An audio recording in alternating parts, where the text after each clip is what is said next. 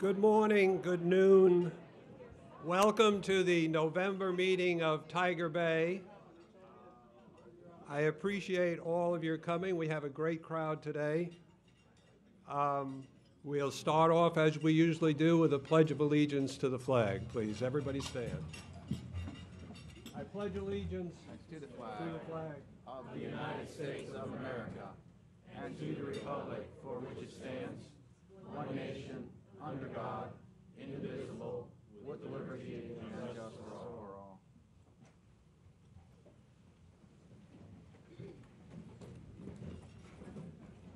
Today's program, as you know, today's program, as you know, is the mystery of downtown development and what is the mystery and what are the answers to that mystery, and we have a great panel. Alternatively, it could be the mystery of Manatee Avenue, perhaps. Perhaps somebody on the panel can answer some of that mystery, too. But anyway, we have a great panel. One person who is not on the panel who had intended to be here was Mayor Poston, but I understand he's had some knee surgery and is not recovering as well as he would like to. I have some familiarity with that. Vice Mayor Groff is with us for that.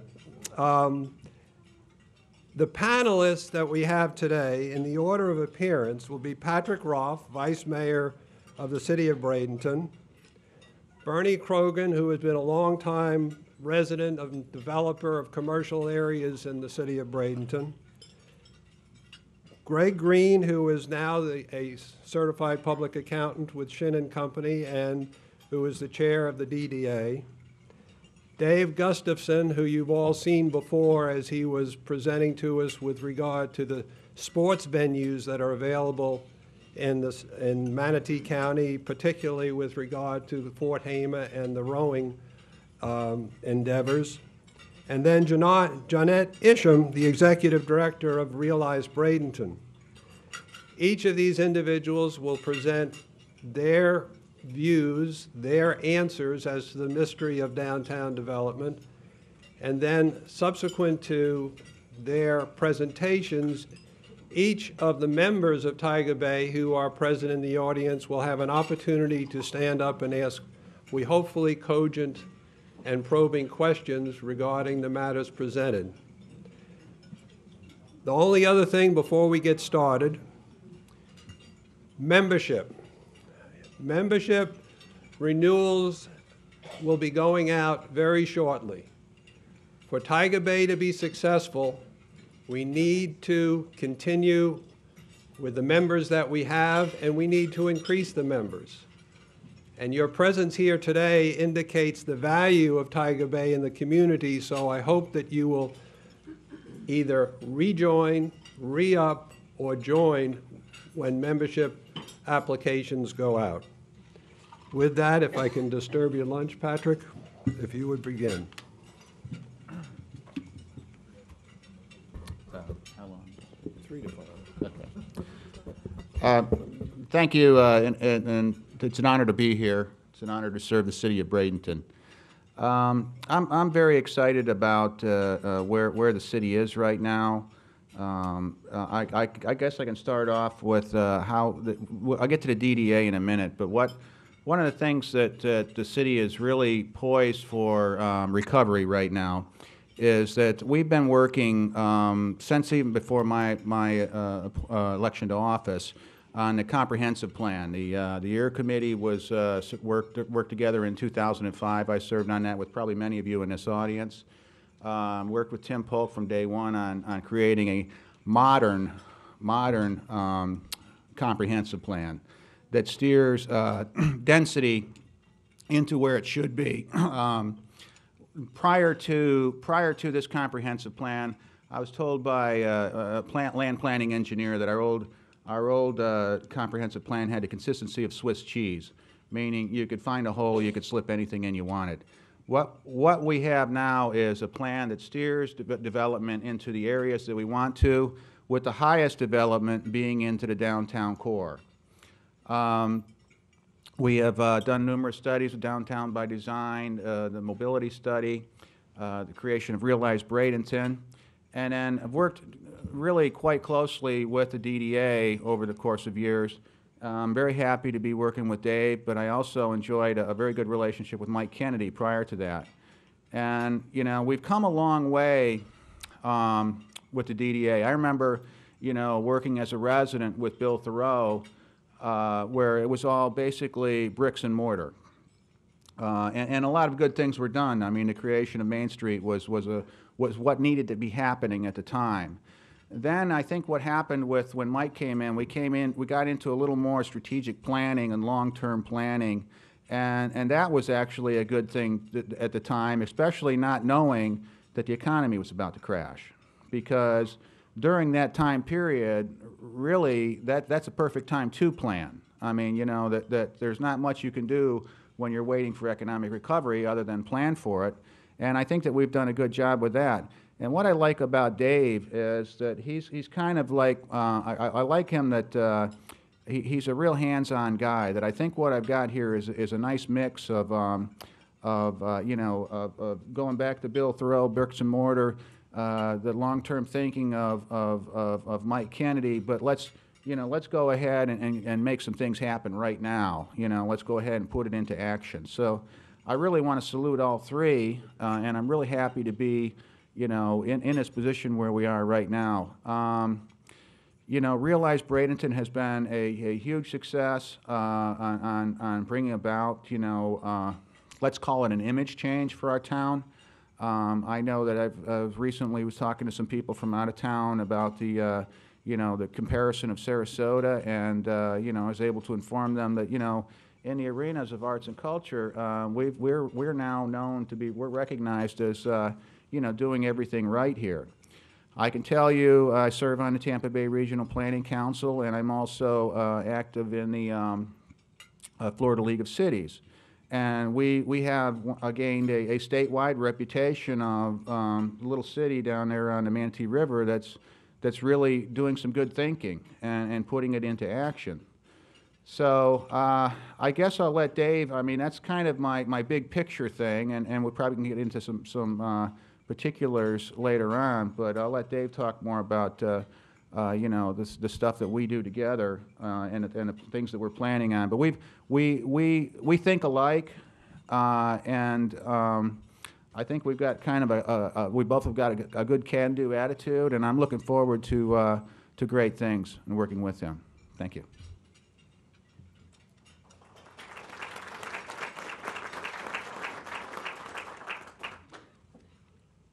Hello, everybody. I'm Bernie Krogan, and as Greg has said, I've been developing in the area for a long period of time. I have to congratulate Greg on his new method of membership development. He called me up and invited me to join the forum, and I said I'd love to, and he says, now join. So I apologize for not having joined sooner, but I'm thrilled that I am finally on board. I really would be very happy to give a investor developer's perspective on what is going on in downtown Bradenton. In a nutshell, I believe the mystery has been solved, and I believe that all of the important pieces have already been put in play, and the dividends are not really very far away. If you can just count off the achievements, and I'm not going to go into them very much because the folks who deserve to talk to them are sitting here at the table, but the breaking ground of the Riverwalk Park, which I thank you all for naming it after the Riverwalk Professional Park, and now we have our own park. And and then the Realize Bradenton work in the last couple of years. I was fortunate to work on the task force for a couple of years.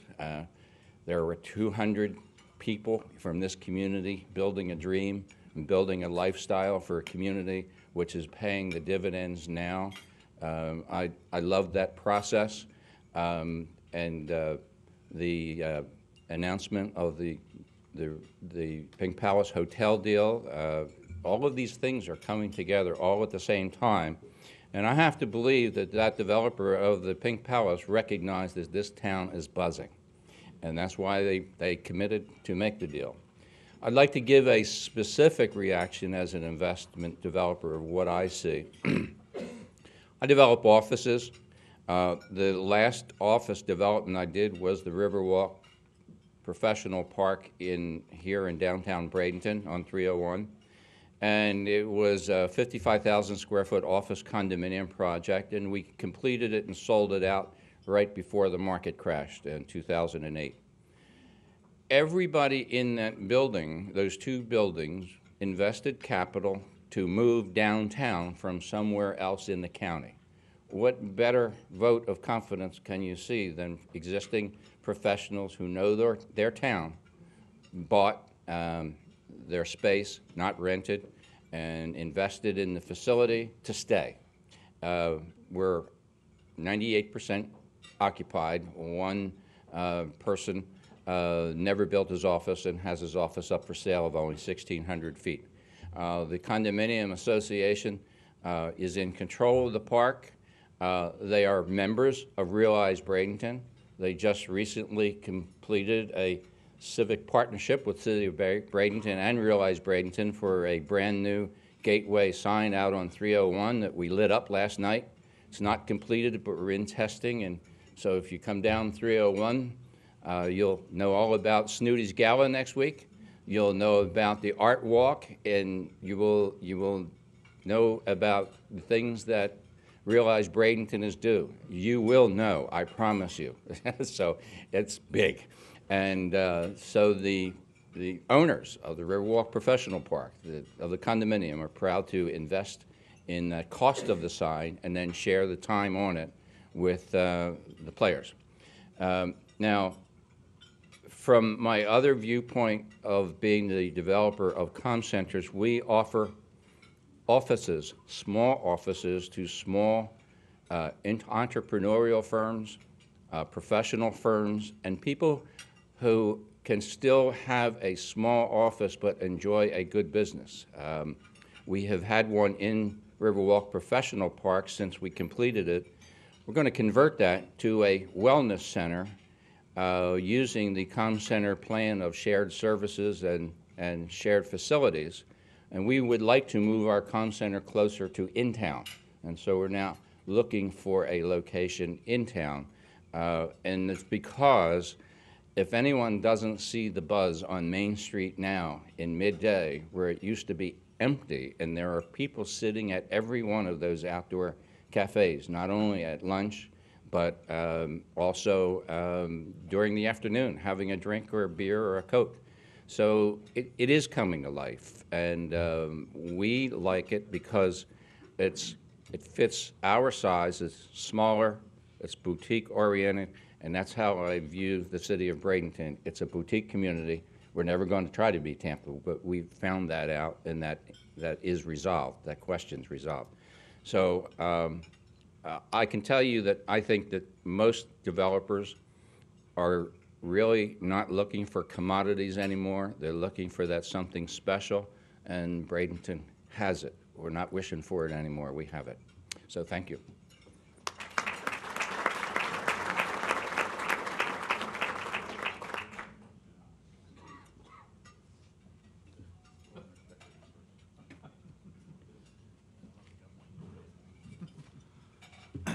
Good afternoon, everyone. My name again is Greg Green. I am the current chairman of the Downtown Development Authority, and I guess the part of the mystery that I may be most qualified to talk about, if any, would be the numbers, given that I'm a CPA. So for those of you who may not be aware, and I don't want to assume that everyone fully understands where the money comes from, I'll give you a very simple, I know many of you do, but basically a CRA is a limited life special taxing district created by a jurisdiction with a specific motive or purpose in mind, and that's normally the redevelopment or re-enhancement of areas that have suffered certain blights, whether it's crime, social, economic, so forth. The Downtown Development Authority's mission is to make the downtown riverfront area a beautiful, livable, walkable, higher density, mixed-use place that's an asset to the entire community and region. And the way that the city and county have agreed to do this is back in the early 80s when the downtown CRA and then the 14th Street were created, there's basically a lock-in on the property tax rates. And what they do is they decide to reinvest the increased property taxes from normal appreciation over time from that point forward for 30-some odd years, and now we're extended to 2037, I believe, back into that area.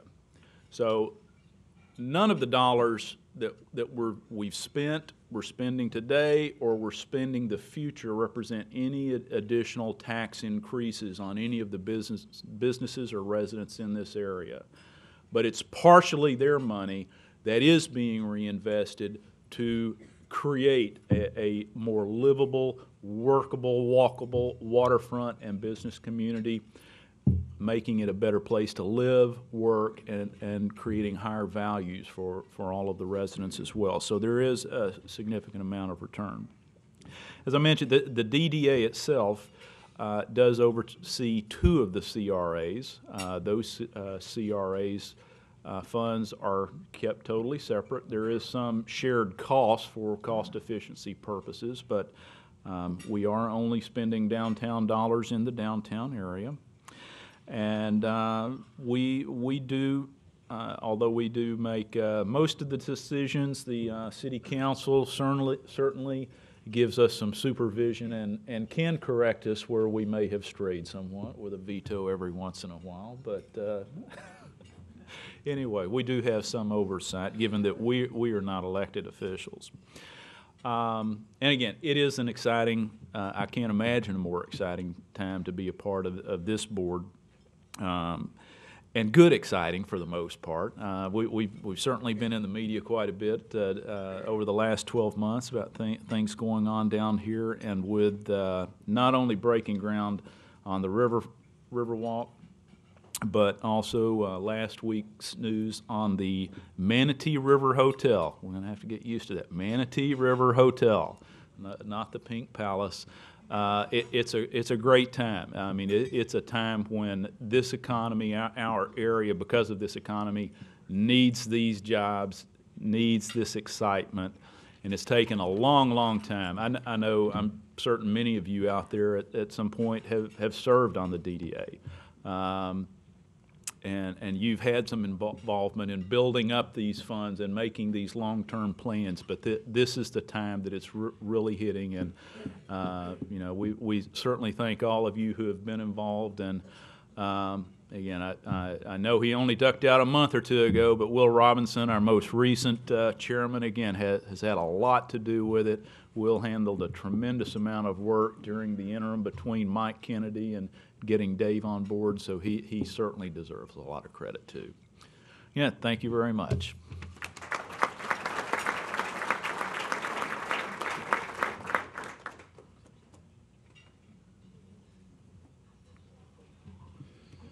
Good afternoon, y'all. My name is Dave Gustafson. I'm the Executive Director for the Downtown Development Authority. I will say that I don't believe that there is really a mystery to downtown Bradenton as it relates to Dave G. I think I have a goal and I have a mission, and that goal and mission is to work with all you great folks here, establish our game plan, build consensus, implement that plan, and expect measurable results. And I think the measurable results is something that it's part of my core, and it's part of my history, and I think that's what y'all want and you expect, and that's what you're going to get. We all know that there is a lot of times when we're heading down a path and we have to make some changes to that plan of action, and we're accustomed to that. I'm accustomed to that, and that's exactly what we're going to be doing. I have an unwavering commitment to my job, my family, and to y'all, and to what is going to be accomplished in the downtown area. It's, you know, my passion, my enthusiasm The way I work, I'm not a 40-hour-a-week guy. I'm a 70 to 80-hour-a-week guy. And I love to know that I am pleasing people and I'm doing the right thing. And that's the way I believe. So essentially, come hell or high water, we will accomplish our mission. We will have a successful Riverwalk. We will have a pink palace that we're all proud of once again. We will reduce our office vacancy rate in the downtown area. 36% is not acceptable. We will continue to see the downtown, 14th Street, Village of the Arts, our entire city prosper. And oh yeah, we'll have fun while we're doing it. And that's it with me. I'm short and sweet, to the point, and I'm definitely here and available for any comments or questions y'all have. I'd like to introduce Johnette Isham, my newfound buddy and my ever-ready bunny lady who hits me with about 15 to 20 emails every weekend beyond what's happening through the week. So thank you, Johnette.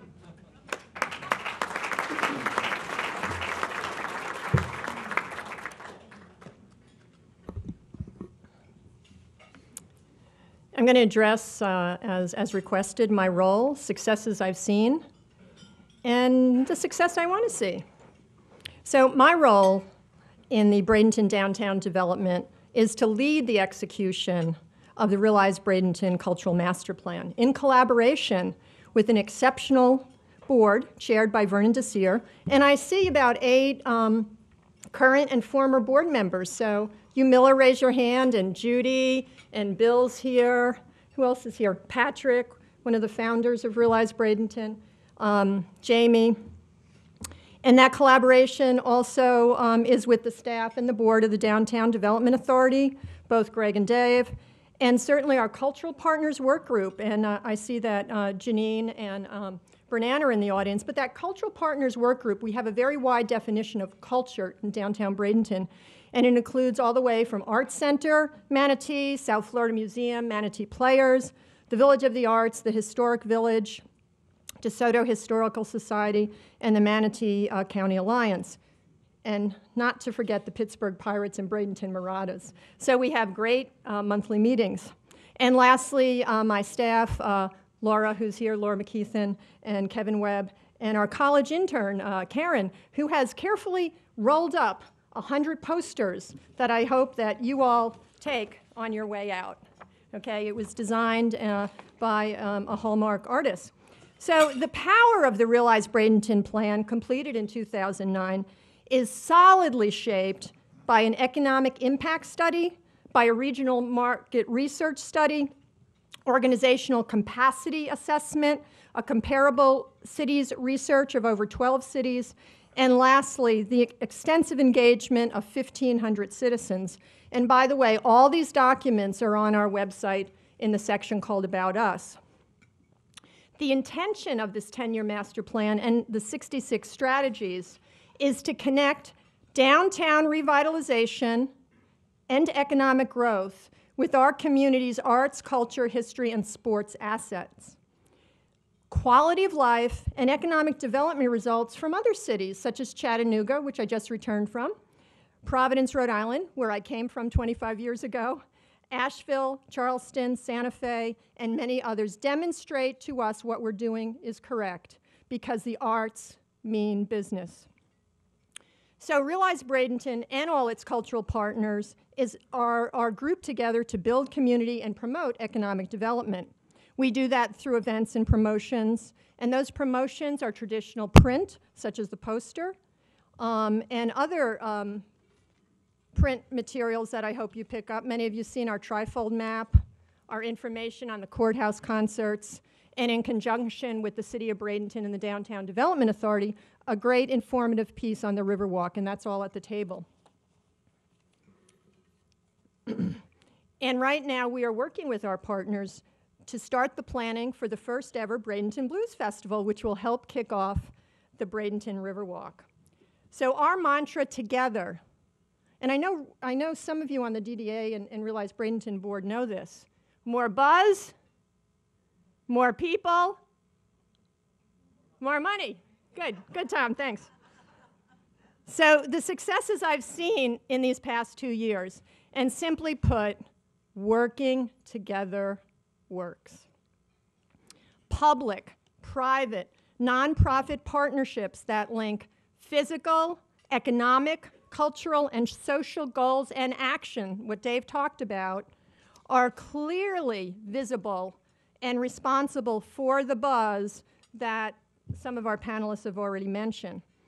We're creating a buzz not only in Sarasota, but the whole Tampa Bay region.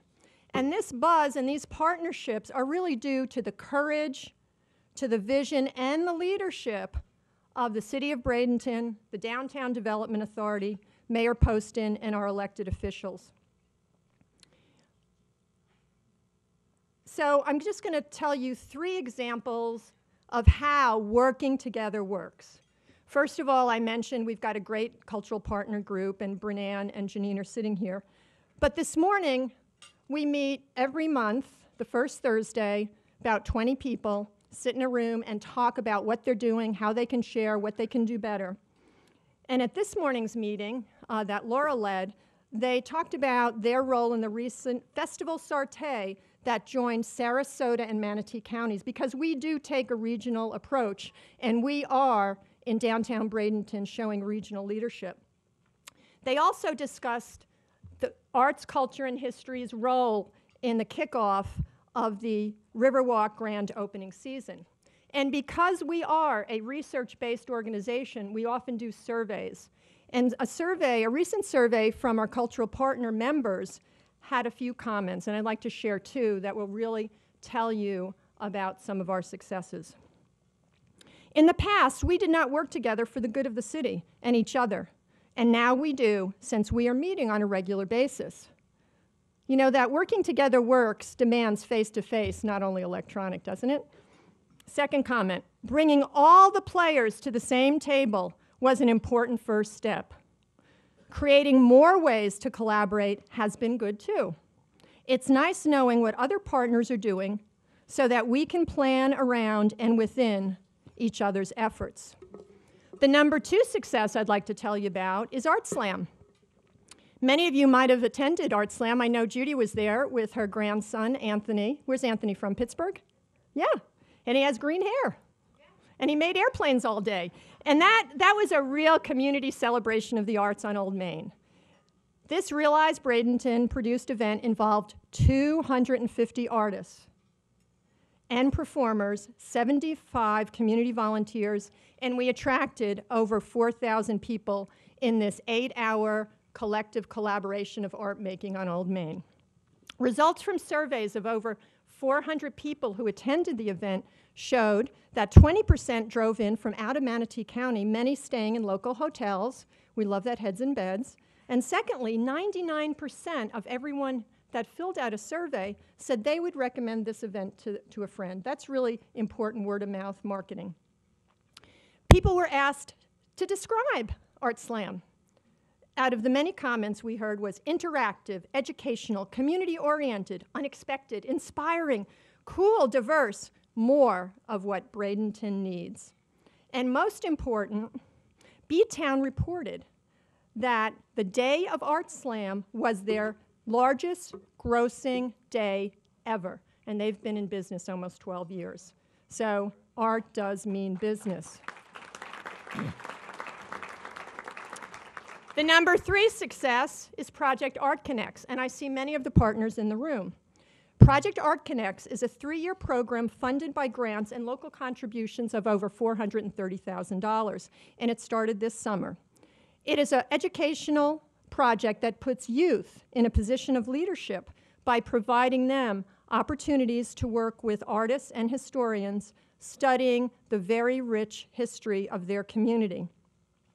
Their work, their portfolio piece work, is showcased currently on a Downtown Matters blog and will be included in public art along the Riverwalk in these huge, large-scale 4x6 mosaic and tile postcards from a friendly city. They'll be on the arts, on agriculture, they'll be on our First Nation people and our freedmen and women that lived on the river. So please go to downtownmattersblog.com and read about the great accomplishments and new awareness of these young people. And we also will be posting Riverwalk construction updates, and there's also information about what works in our cities. So there were many collaborative partners working together in Project Art Connects. The South Florida Museum, thank you, Bernan, and the Historic Park with Kathy Susser, Manatee School District, thanks, Bob, and the Manatee Education Foundation. I don't know if anyone's here from there. METV is a fabulous partner, and they're doing a whole half-an-hour film on this project. The Downtown Development Authority Public Arts Program, and the Knight Donor Advised Fund of the Manatee Community Foundation. Thank you, Marilyn. I just want to finish up with a success that I'd like to see. Finish the Manatee Players, right, Janine? Yes, the Manatee Players has a...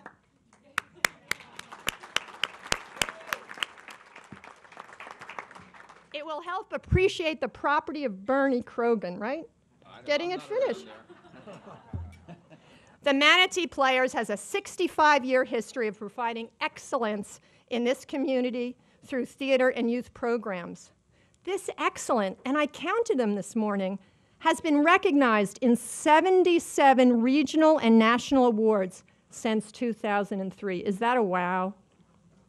The new facility, located right on the downtown riverfront, is designed to expand their community benefit as Manatee County's first performing arts center. And it will include a 300-seat main stage hall, a 100-seat studio theater, as well as conference, media, workshop spaces, and gallery reception areas. How many of you have been in there for a tour yet? Raise your hand. Janine, look at all the people who don't have their hands raised.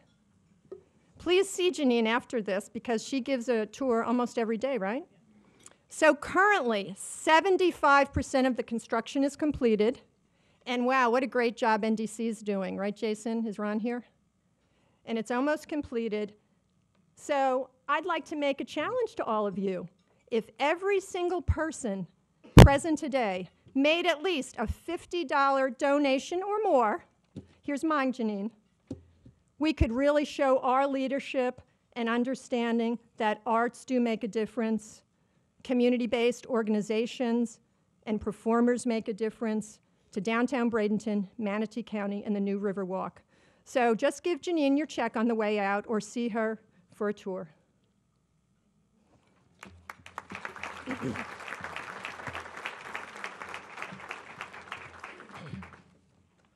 Thank you, Jeanette. Thank you, all of the panel.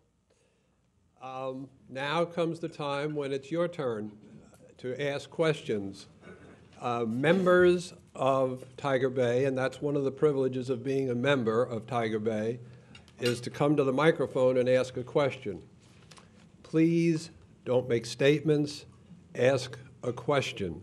So and when you come up, if you have a question that you'd like one member of the panel or another to answer, please be specific as to that individual. If you'd like to lay it open to the panel, then they can decide among themselves. Do we have any questions?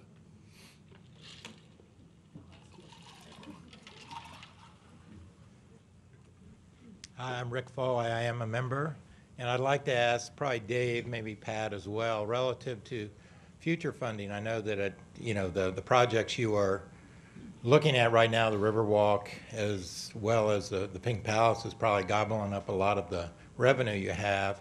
For long term, to keep other things going, what's the plan of attack? Maybe Greg, you could answer this too, since you're the money guy. But what's the plan of attack, say, if these things are done in the next 2-3 years, then what? What's next after that?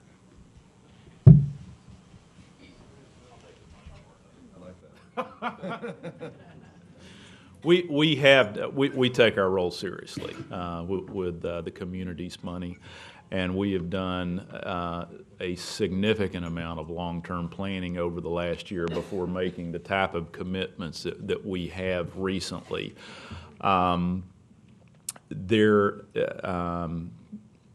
is probably not going to be any further I guess, seven-figure projects roll out in the next 12 months. We've got kind of our hands full for a little while. But those of you who may be familiar with the interlocal agreement between the city and the county, and this goes back to keeping the county downtown when they did the reconstruction of their buildings and so forth a few years ago, involved a significant investment by the DDA. That burns off at the end of 2016. And from that point forward, there is another tiered level of funds that become available. So the next few years is probably a little bit more of a maintenance and selected investment.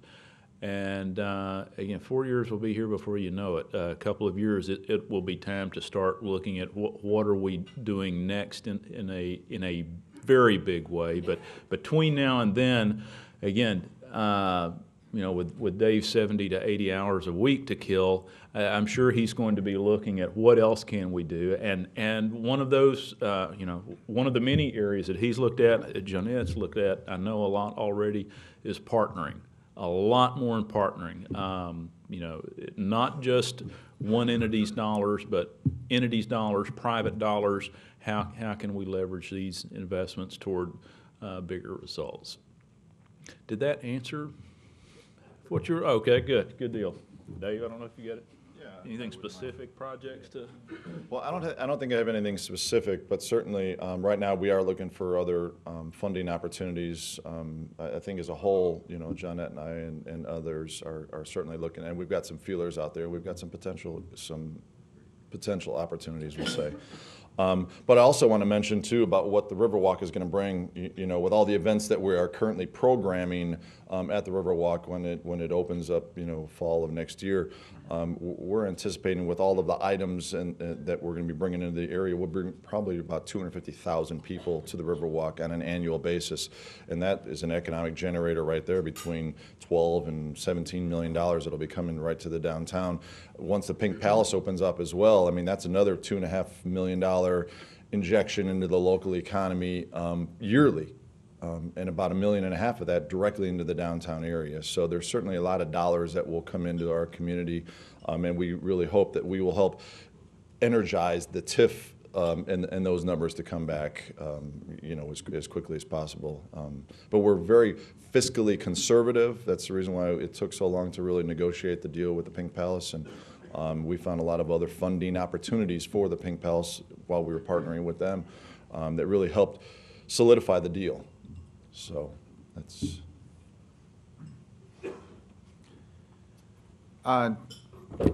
You know, I have two responsibilities with my job. Is not only the focus on the downtown area, you know, and the development of the downtown area, but the day-to-day operations of the city, and that's quite a pretty awesome responsibility. We've you know, we've been like all other communities in the area. We've been cutting back. And we're running a workforce right now of about 500 where we used to have 600, and we're doing the same job. So I'm very proud of our employees and the staff that have helped us get that. But to get back to your point of how are we going to fund the future, is I got a very simple answer to that one: growth. I'm very excited about what our future is. I was born in western Pennsylvania, western New York State, and up around between the Buffalo and Pittsburgh area. And I came of time during the 70s where there was a pretty big recession in the 70s. Some of you might remember it. And you know, that area never really came out of it. I went to college in central Pennsylvania. It wasn't nearly as hit as hard as the area I came from. But right after college, I went out to Colorado, and I got to tell you, it was night and day. What recession? I saw the first thing, and I always remember the Anaconda Tower that they built. Their plan was 40 stories in 40 days, and they made it. So I went from a recession area to a boom area, and that happened all over the Sun Belt, the Southwest. And I believe that we're about ready to have an economic recovery. There's going to be an economic recovery in the nation, and it's going to pick and choose some areas. There's some areas right now that have really not been hard hit at all. I know the Dallas-Fort Worth area has enjoyed a pretty good economy. But I think that with all the plans that we've done, and I listed the things before, that form-based codes, that we were, before the recession busted, we were right up there with Las Vegas as far as a hot spot on the country of where to go, where to look at, where to build. And I believe that when things pick back up, and they're showing signs of doing that right now, they're going to say, well, where did we leave off? Well, we were one of the spots. And when they see the plans that we've done and really the amazing things that we've done in our downtime, I think that we're going to get more than our fair share of new development and interesting development and ideas and people with big ideas. And that's where the money's going to come from, is the people that don't live here yet. Hi, I'm Judy Sedgman. I am a member of Tiger Bay. Just looking to the future, all I have to do is say the word sand pile, and a lot of people in this room will remember what an embarrassment our riverfront used to be, and now that's never going to be uttered again. It's over. So now I'm looking south to the other part of Bradenton, and I wonder if there are task forces being formed, any plans to make it possible to go 2 blocks, 3 blocks south of the river and still be in a beautiful, wonderful, and vibrant community.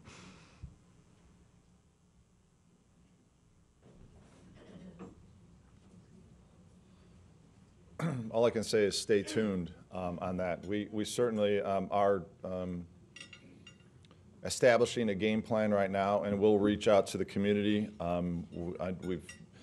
It's not anything that we've forgotten about, and Johnette and I have talked about it amongst other folks, and Patrick being one of them, that, you know, I'm reminded of that all the time, that we're not just going to focus and concentrate on the downtown area. I've reached out to a few business owners in the area that you're referencing, 14th Street, 9th, you know, I mean, that whole entire area, and it will not be forgotten. You know, there is, yeah, the downtown by design, you know, recognizes the importance of that. Don't forget, Village of the Arts Art Walk is Friday and Saturday, and I'll be in attendance, and I've been to several of the Village of the Arts board meetings, and so yes, they will not be forgotten, not on my watch. So, thank you. Director of the City of Bradenton. One of the things I've always been teaching as well as preaching to my staff and preaching to my colleagues is, first you plan the work and then you work the plan. So over the last years, the last 5 years, that's exactly what we've been doing. You heard Vice Mayor Roth talk about the downturn in the economy. And what we've been doing is really planning a lot of the work. And so next couple of years is going to be fun because we're going to be doing implementation. And that's part of that. And so we need to give ourselves a round of applause because we couldn't do it without all you guys in the room. Give yourself a round of applause. And in response to your question, we have plans. And that's part of the planning the work. And you heard or you saw in the paper just last week when they talked about the idea of having a brownfields master plan. The whole thought about that is really provide some kind of mechanisms for redevelopment. And the whole idea is that we have the CRAs, we have 3 CRAs, and we've already identified at least 44 potential brownfield sites. And some of these sites have not been identified because they have businesses on them, you know. But some of them are land that is vacant or dormant. And so the whole idea is to provide mechanisms so we can redevelop those sites, and that we can have more, I hate to use this term, forgive me, Kathy Slusser, we can have more pink palaces developed. With the whole idea of having, using tax credits from brownfield sites to make these kind of things happen. Now, when I was in Atlanta, one of the things that we were famous on doing is being able to bring a lot of funds to the table. And the role that the city of Atlanta had was provide gap financing to make these deals work. The whole idea between gap financing is that you have to have a little bit of stretch money in to make these things work. Now, we understand right now the city and also our CRAs are going to be committed for the next couple of years because they got some big projects, some big ideas to implement.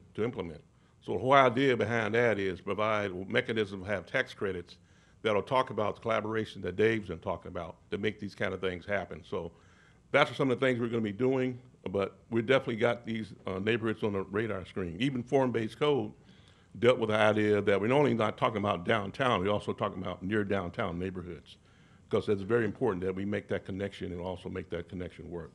Thank you. Rusty, I'm going to ask for 30-second questions and 2-minute answers. I'm Rusty Russell, and as a member of the Sarasota Orchestra Manatee Association Board, I would like to ask the members of the panel, we've talked about blues festival, we talk about art, but how about classical music? It seems to me that with the association with the Sarasota Orchestra, with the many other schools that have orchestras and musical aggregations, the colleges, that we should include classical music as part of this arts festival. What do you all think?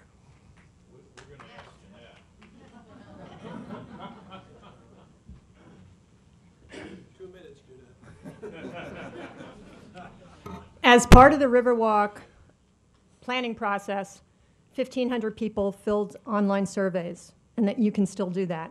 So, sir, we know that many people want a diversity of performances and entertainments on the Riverwalk and throughout downtown.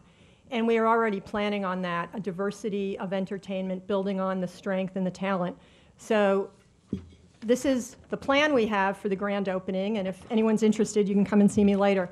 But certainly we know what percentage want jazz, gospel, blues, classical, modern dance, storytelling from that survey. So if you haven't filled out the survey, go to Realize Bradenton, click projects, and you can fill out the survey because we've gotten a great response. We've also done a lot of focus groups in the downtown and neighborhoods to help us plan that entertainment that will be at least on the Riverwalk when it opens in the fall of 12. Jim Farr, I'm a member. Question involves transportation, particularly the FDOT project on Manatee Avenue. It would appear that we have angled parking, and there's a rumor that we may have a desynchronizing the lights downtown. How are these improvements going to intersect with Realize Downtown, DDA projects? How is that going to make it a better downtown for us or for our traveling public or beachgoers? There's been some thought as to how to make this all fit together? Anybody?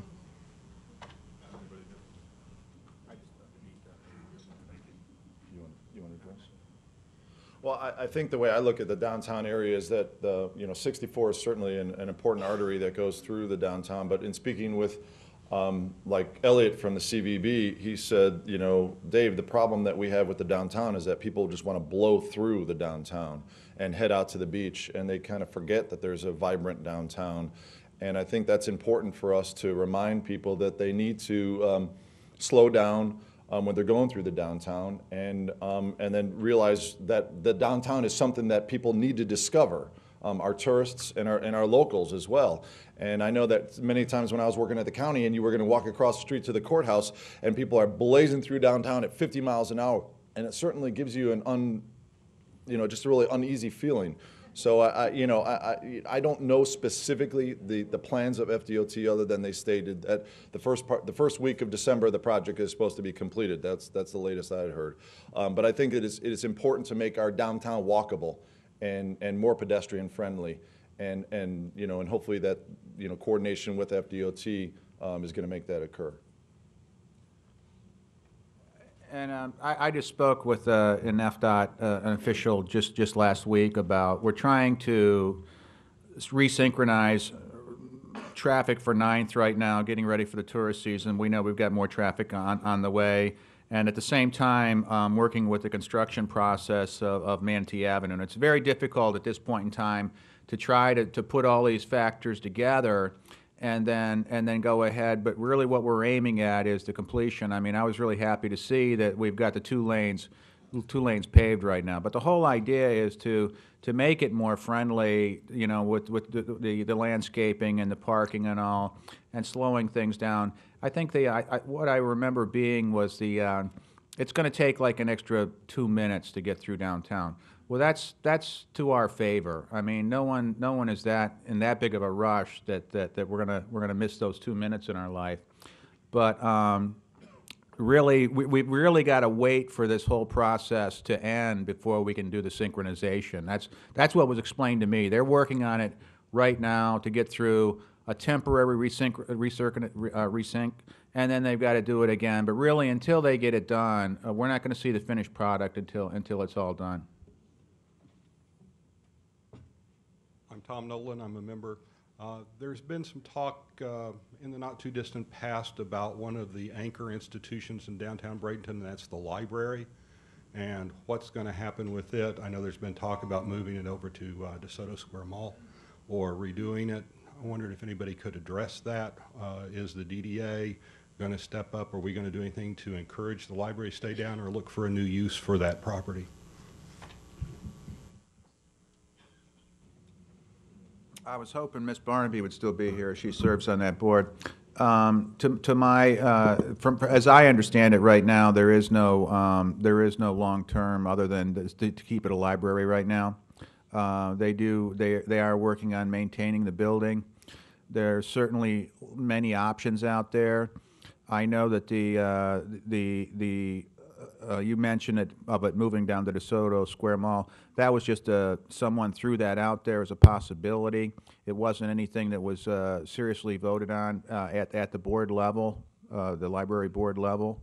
So, but certainly, you know, any smart planner is always looking at all the properties in town. I know that the city and county are currently working together, assessing what does government own downtown in general, in total, and that's a process that's going on right now.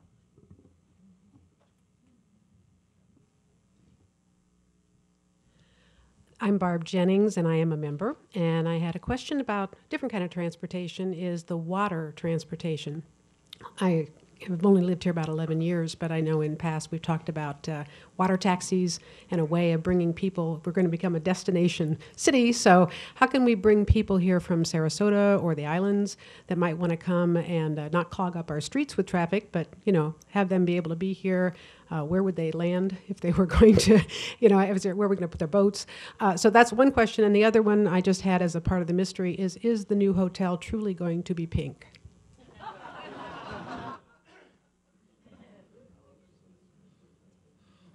Regarding the water taxi, we, along with the Riverwalk project, there is a day dock that is being constructed, and that's got 19 or 20 slips on it. So that certainly is our game plan there.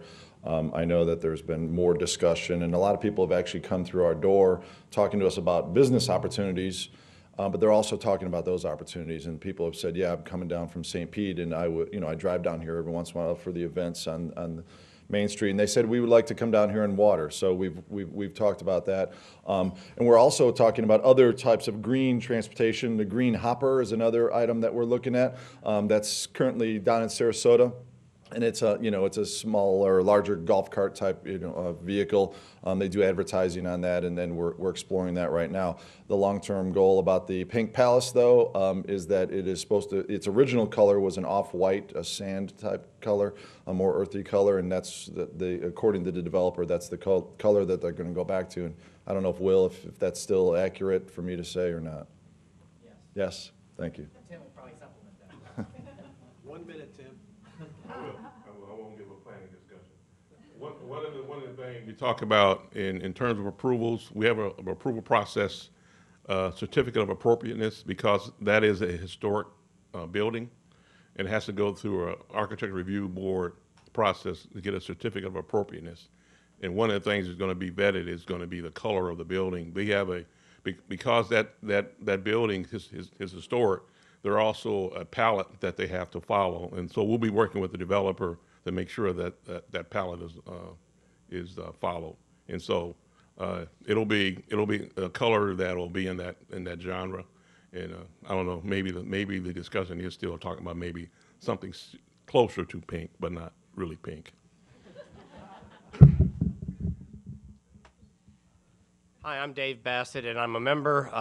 A quick note, that structure we're referring to was referred to as the Manatee River Hotel for many, many more years than ever been known as the Pink Palace.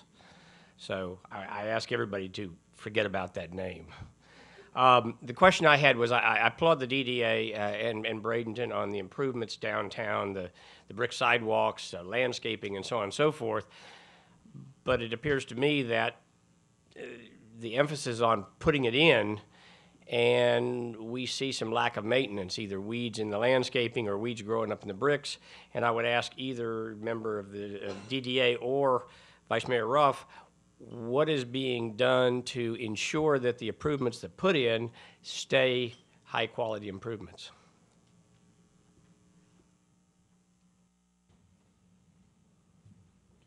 Well, certainly, we're open for areas that maybe we are not doing proper maintenance on for, to be notified of that. But I thought that we were doing a pretty decent maintenance program.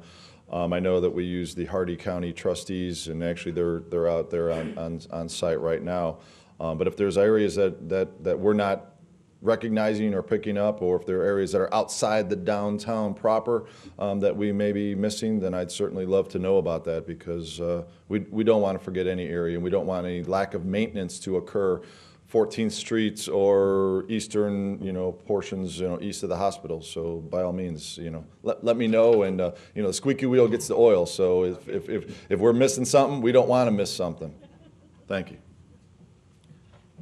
I'd just like to add on to that, one of the things that I was surprised at, because I really hadn't thought it through, was that with the floating of the bond on the park, which, this is something that was first time I've ever done it, but it's the first time this has been done with the city, in a long time, something of this magnitude. And I really didn't realize all of the long-term funding that was going to be into the maintenance of that park. It's been explained to me through the DDA board and Dave that it's a lot of money, and it's already in place. So it's pretty impressive. As far as holding our own on what we're doing with the, I got to give our employees credit. I mean, as I said before, we've got 500 people doing what 600 people used to do, and we haven't cut back on anything. Now, if we're a little behind, we're pretty responsive to that. If we get a call from from a citizen, a business owner, that we've missed something, hey, call City Hall. I'll guarantee you, you'll see a white truck show up pretty darn quick. Could we have a hand for our panel, please, for participation?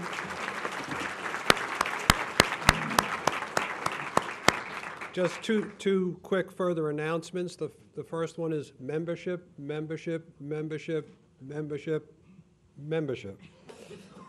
The next one is December 1st is our next meeting. It'll be the last meeting of this calendar year. The topic is going to be political civility, an oxymoron. And unfortunately, I'm going to be out of town, but fortunately for y'all, Ed Childs has agreed to be the guest moderator for that meeting. Dan Miller, who's in the audience, or was in the audience, will be on the panel. Frank Alcott, Dr. Frank Alcott, Associate Professor of Political Science at New College, will be on the panel. Chris Willey, the editorial page editor of the Bradenton Herald, will be on that panel. I'm sure Chris, in his experience as a newspaper man, has seen a lot of political civility. And then Richard O'Brien, chairman of the Manatee Democratic Party, and David Agee, Manatee Republican State Committeeman, will be on the panel. So if you all would please mark your calendars for December 1st, come on out. I expect at least one or two questioners to seek a pledge from the Democratic Party and the Republican Party as to political civility. And with that, we'll close. Thank you very much.